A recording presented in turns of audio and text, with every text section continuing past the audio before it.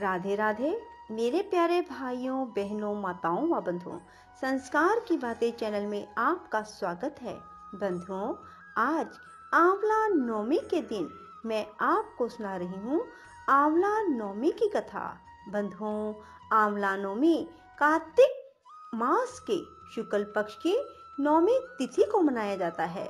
बंधुओं, इस दिन आंवले की पूजा की जाती है और आंवले का दान किया जाता है।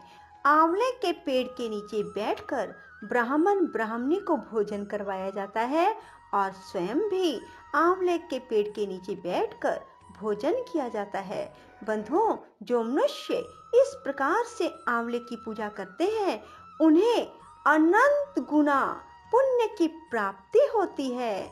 बंधुओं, कार्तिक मास में आंवले से स्नान, आंवले के दान और आंवले की पूजा का बहुत अधिक महत्व है। बंधुओं, आंवला भगवान विष्णु को बहुत प्रिय है। यदि आंवला नवमी के दिन परिक्रमा भी की जाए तो उससे भी कोटि गुना पुण्य की प्राप्ति होती है। जो मनुष्य भी कार्तिक के महीने में आंवले की पूजा करते हैं और आंवले को प्रसाद रूप में ग्रहण करते हैं, उनके घर से कभी भी लक्ष्मी माँ रूठ कर नहीं जाती, बल्कि उनके घर में लक्ष्मी जी का स्थायी वास रहता है। जो कार्तिक मास की आंवला नवमी के दिन आंवले की पूजा करते हैं, आंवले की परिक्रमा करते हैं, भगवान विष्णु को आंवला अर्पित करते हैं। बंधुओं, अब मैं आपको आंवला नवमी के दिन आंवले की कथा सुनाऊंगी। आप प्रेम पूर्वक एकाग्रचित होकर आंवले की कथा सुने। बंधुओं, यदि आपने YouTube चैनल संस्कार की बातें अब तक सब्सक्राइब नहीं किया तो जरूर करें और बेल आइकन दबाना ना भूलें। बोलो विष्णु भगवान की जय हो, धात्री की जय हो। बंधुओं, आंवला नवमी के दिन आंवला नवमी की इस कथा को सुनने मात्र से आपके यहाँ लक्ष्मी जी का स्थिर वास होगा। बंधुओं, आज आंवला नवमी के दिन आंवला नवमी की इस कथा को अवश्य सुनें। आपके सभी पापों का नाश होगा और लक्ष्मी जी आपके यहाँ स्थायी रूप में वास करेंगी। बंधुओं, यदि आप कार्तिक मास स्नान नहीं भी कर रहे तब भी आज आंवला नवमी के दिन आप आंवला नवमी की इस कहानी को अवश्य सुने। बंधुओं, सबसे पहले प्रातः स्नान करके शुद्ध हो जाइए और फिर आंवले के वृक्ष के नीचे पूर्व दिशा में बैठकर पूजन करें। पूजन के बाद आंवले की जड़ में दूध चढ़ाएं। पेड़ के चारों ओर कच्चा सूत बांधकर परिक्रमा करें। कपूर बाती या शुद्ध घी की बाती से आरती उतारें। आंवले के वृक्ष के नीचे ब्राह्मण ब्राह्मणी को भोजन कराएं और फिर स्वयं भी आंवले के वृक्ष के नीचे बैठकर भोजन करें। बंधुओं, आंवला नवमी के दिन हो सके तो आंवला वृक्ष की 7, 11, 21 और या फिर 101 परिक्रमा जरूर करें। बंधुओं, यदि आप ऐसा करते हैं तो ऐसा हो ही नहीं सकता कि आपके घर में लक्ष्मी जी की अथाह धन की कोई कमी रहेगी। आंवला नवमी की कथा। काशी नगरी में एक निसंतान धर्मात्मा तथा दानी वैश्य रहता था। एक दिन वैश्य की पत्नी से एक पड़ोसन बोली, यदि तुम किसी पराये लड़के की बलि भैरव के नाम से चढ़ा दो तो तुम्हें पुत्र प्राप्त हो सकता है। यह बात जब वैश्य को पता चली तो उसने अस्वीकार कर दिया, परंतु उसकी पत्नी मौके की तलाश में थी। एक दिन एक कन्या को उसने कुएं में गिराकर भैरव देवता के नाम पर बलि दे दी। इस हत्या का परिणाम विपरीत हुआ। लाभ की जगह उसके बदन में कोढ़ हो गया। लड़के की प्रेत आत्मा उसे सताने लगी। वैश्य के पूछने पर उसकी पत्नी ने सारी बात बता दी। इस पर वैश्य कहने लगा, गोवध, ब्राह्मण वध, बाल वध करने वाले के लिए इस संसार में कहीं जगह नहीं है। इसलिए तू गंगा तट पर जाकर भगवान का भजन कर और गंगा में स्नान कर, तभी तू इस कष्ट से छुटकारा पा सकेगी। वैश्य पत्नी गंगा किनारे रहने लगी। कुछ दिन बाद गंगा माता वृद्धा का वेश धारण कर उसके पास आई और बोली, तू मथुरा जाकर कार्तिक नवमी का व्रत तथा आंवला वृक्ष की परिक्रमा कर, उसका पूजन कर। यह व्रत करने से तेरा यह कोढ़ दूर हो जाएगा।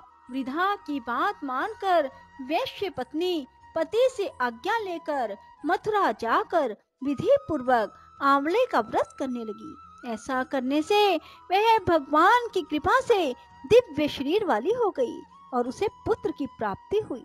आंवला नवमी की दूसरी कथा। एक सेठ आंवला नवमी के दिन आंवले के पेड़ के नीचे ब्राह्मणों को भोजन कराया करता था, सोने का दान किया करता था। उसके बेटे को यह सब अच्छा नहीं लगता था। घर की कलह से तंग आकर वह घर छोड़कर दूसरे गांव में चला गया। उसने वहां जीवन यापन के लिए एक दुकान कर ली। उसने दुकान के आगे एक आंवले का पेड़ लगाया। उसकी दुकान खूब चलने लगी। वह यहाँ भी आंवला नवमी का व्रत करने लगा और ब्राह्मणों को भोजन और दान का नियम जारी रखा। बेटों का कार्य ठप हो गया। उनकी समझ में यह बात आ गई कि हम तो पिताश्री के भाग्य से ही रोटी खाते थे। बेटे अपने पिता के पास गए और अपनी गलती स्वीकार कर ली। पिता की आज्ञा अनुसार वे भी आंवला वृक्ष की पूजा करने लगे। उनके यहाँ पहले जैसी खुशहाली हो गई। आंवला नवमी की तीसरी कथा। एक आंवलिया राजा था जो रोजाना 1.25 मन सोने का दान करके जीमता था। एक दिन उसके बेटे बहू ने सोचा, अगर इतना आंवला रोज दान करेंगे तो सारा धन खत्म हो जाएगा। बेटा बाप से कहने गया कि ऐसे तो सारा धन लुटवा दोगे, अब आंवला दान नहीं करना। राजा रानी दुख के मारे उजाड़ खेत में जाकर बैठ गए। वहां उन्हें भूखे प्यासे बैठे हुए 7 दिन बीत गए।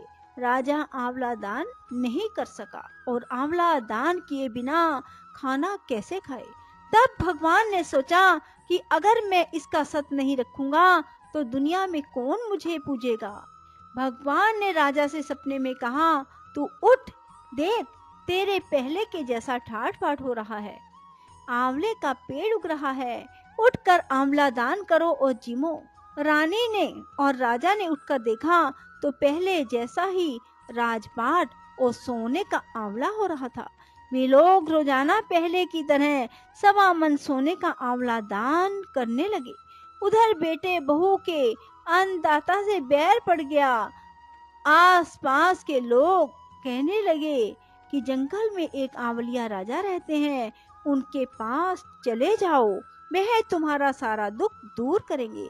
वे लोग वहां पहुंचे तो रानी ने ऊपर से देख लिया। अपने आदमी से कहा कि इनको काम पर रख लो, इनसे काम तो कम कराओ, मजदूरी ज्यादा देना। एक दिन रानी ने अपनी बहू को बुलाकर कहा, मेरा सिद्ध हो दो। बहू सिद्ध होने लगी तो बहू की आंखों से आंसू रानी की पीठ पर गिर गया। रानी ने पूछा, बहू रोने क्यों लगी, जैसी बात है बता।